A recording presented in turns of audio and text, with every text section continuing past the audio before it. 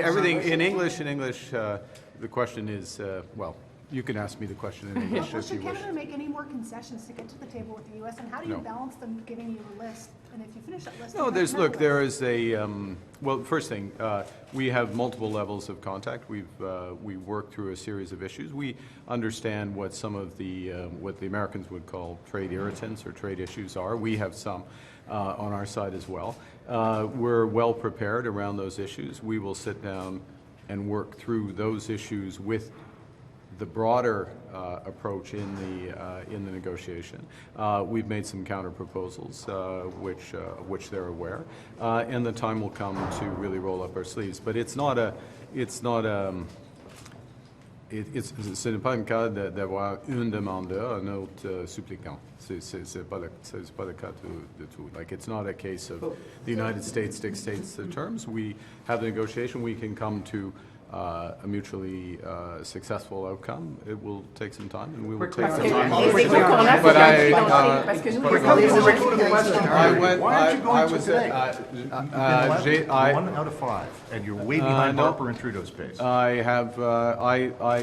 am accessible to the media. I answer questions all the time. Thank you for that. You're welcome, and we'll continue to do so. We have a very strong team in this government, and I believe in the team, the ministers, Secretary of State, parliamentary secretaries, responding to Canadians, and that's important. That's important to how we govern.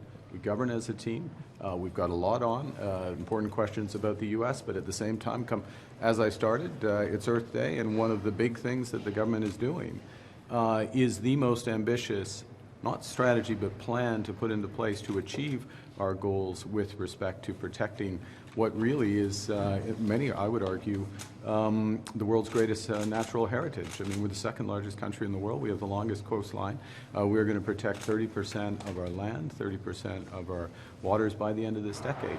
We are doing that at the same time we're negotiating with the United States. We're doing that at the same time that we're building affordable housing in Canada. We're doing that at the same time as we're building nation-building projects. We're doing that at the same time that we are striking 20 trade and security agreements around the world. At the same time that we're reinforcing child care, pharmacare, dental care. We're doing all of that at the same time. I am not doing all of that at the same time. I'm doing that with a team of ministers, a team of officials who are working on that, and it's important, my judgment, it is important that they are available, that they also answer the questions. It would also be useful if the opposition had more than one question, which they repeat. Your sister, you're showboating, and you're not maintaining.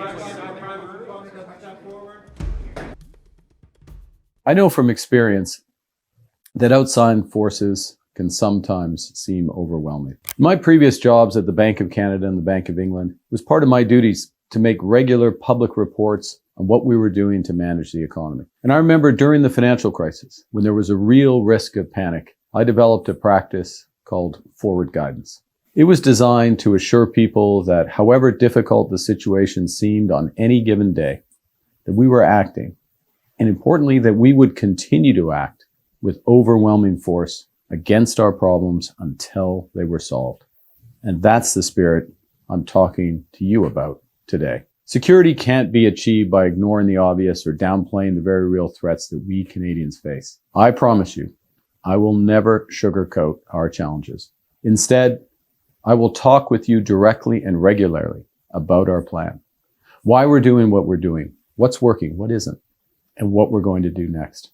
So here's the current situation. The world, as I said earlier, is more dangerous and divided. The U.S. has fundamentally changed its approach to trade, raising its tariffs to levels last seen during the Great Depression. Many of our former strengths, based on our close ties to America, have become our weaknesses that we must correct. Workers in our industries most affected by U.S. tariffs, in autos, in steel, in lumber, are under threat. Businesses are holding back investments, restrained by the pall of uncertainty that's hanging over all of us. The U.S. has changed, and we must respond. Canada Strong is our plan to build Canada by Canadians, for Canadians. It will attract new investment so we can build more for ourselves, striking new partnerships abroad so we can sell into new markets. It's about taking back control of our security, our borders, and our future. There are some who say there's no need for a comprehensive plan, They believe we should wait it out in the hope that the United States will return to normal, that the good old days will come back. But hope isn't a plan, and nostalgia is not a strategy. And the days that young Canadians have known all their lives haven't been that good. Their lifetimes have been marked by a series of shocks and crises from abroad: the Iraq War, the global financial crisis, COVID, and now this. We have to take care of ourselves because we can't rely on one foreign partner. We can't control the disruption coming from our neighbors. We can't bet our future on the hope that it will suddenly stop. But we can control what happens here. We can build a stronger country that can withstand disruptions from abroad, that creates good jobs here at home, that's a leader in this new world with a vast network of reliable allies. That's the Canada Strong plan we're putting into action. Its goals are ambitious: to catalyze $1 trillion in investment, to create one Canadian economy out of 13, to build new trade and energy corridors, and to double the size of our clean energy capacity. Yes, that's ambitious. But in a crisis, fortune favors the bold. And there's comfort and confidence to be found in our country's history. After all, our ancestors built an improbable country in an inhospitable land where people were free to live their own lives. When I get into the office, I always look at this statue on my desk. It was given to me by Mike Myers just over a year ago. And this is General Isaac Brock. Brock was a hero who fought and gave his life for our forebears in the War of 1812. Before Canada even existed on paper, it had a shape in Brock's imagination. Faced with the threat of an American invasion, Brock built alliances across our land and inspired what would eventually become Canada. Others carried that effort forward. People like General de Salaberry, citizens like the Voltigeurs, who defended Chateauguay, and Indigenous heroes such as Chief Tecumseh, who united Indigenous nations across the Great Lakes to resist U.S. expansion and protect their lands. They battled together against a common foe, and by doing so, they made our life today possible. This statue of General Brock that I see every morning in the Prime Minister's office reminds me that when we're united as Canadians, we can withstand anything. Long before Confederation, our country was forged by Indigenous peoples, coureurs de bois and voyageurs, who mapped their continent and built vast trading networks from coast to coast to coast before the Americans had even left St. Louis. When the Second World War ended, Canada was ambitious, determined, and united in a mission to build big things: the St. Lawrence Seaway, Trans-Canada Highway, Expo 67, the CN Tower. We built new neighborhoods for hundreds of thousands of veterans and their families. And we opened new universities to launch their careers. We've begun to make big structural changes in the Canadian economy, and they're all designed to make us stronger at home and less reliant on the United States. On housing, we're taking a solution from the past, modernizing it, and creating a new housing agency to build affordable homes faster and transform the housing sector in the process.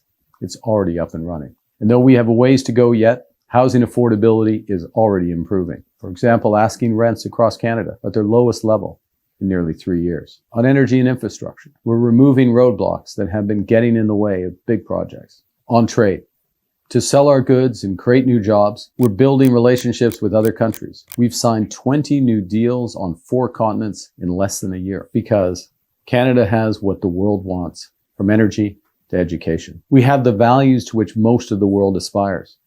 And we're a reliable partner in a world that is anything but. We're defending Canadian sovereignty by investing in our security and creating an industry to support it. We've embarked on an ambitious new mission to rebuild, rearm, and reinvest in the Canadian Armed Forces, with the single largest increase in defense investment in generations. As a result, recruitment to serve our country is already up 13%. This is the first time since the fall of the Berlin Wall that Canada will be spending what our allies expect and what we need for our defense. And we're just getting started. Our defense strategy will catalyze $500 billion in investment in Canada over the next decade. Our plan for Canada is gaining momentum, and it will work. But we are not going to fix all our problems tomorrow. And there will be setbacks along the way. The biggest payoffs will take time. So we know that Canadians need a boost today and a bridge to tomorrow. That's why As we build a stronger economy, we're focused on lowering costs for Canadians. On day one in office, we canceled the consumer carbon tax. We cut taxes for 22 million middle-class Canadians, saving a two-income family up to $840 this year. We've cut taxes for first-time homebuyers, saving them up to $50,000 on their first homes. We've reduced tolls for vehicles on the Confederation Bridge and cut fares by 50% on ferries in Atlantic Canada. We've launched something called automatic federal benefits. What it does is it will help 5.5 million low-income Canadians get the benefits that they're entitled to. We've made the National School Food Program permanent, feeding 400,000 children and saving their parents $800 a year on groceries. We're protecting the social programs that give every Canadian a fair chance to get ahead. Childcare, dental care, and pharmacare. We have everything we need here at home. Most of all, we have each other. Canadians are the hardest working, best educated people in the world. We care deeply about each other and about our country. And Canadians have responded to this crisis with that spirit. We're buying Canadian. We're investing Canadian. We're exploring Canadian. Canadians everywhere are all in. We all desire a better country. We've been a great neighbor, always willing to help our friends in their times of need. We've stood shoulder to shoulder with our allies in some of the toughest circumstances imaginable. In Kandahar, on Juno Beach, and at Vimy Ridge. We've been a beacon to the world with our values and our ability to always overcome incredible challenges. The situation today feels unique, but we've faced down threats like this before. And in the weeks and months ahead, we're going to want to talk with you again. I know you have busy lives and you don't need daily interruptions from me. But the truth is, there's a lot going on in the world, and not all of it is good. And the stakes could not be higher.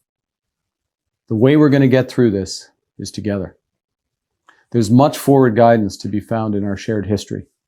We will get through this because of who we have always been. A country of tough, decent, caring people. People who grow stronger in adversity. It's our country. It's our future. We are taking back control to build Canada strong. It's already working. Let's keep going. Thank you for your time. I know it's precious.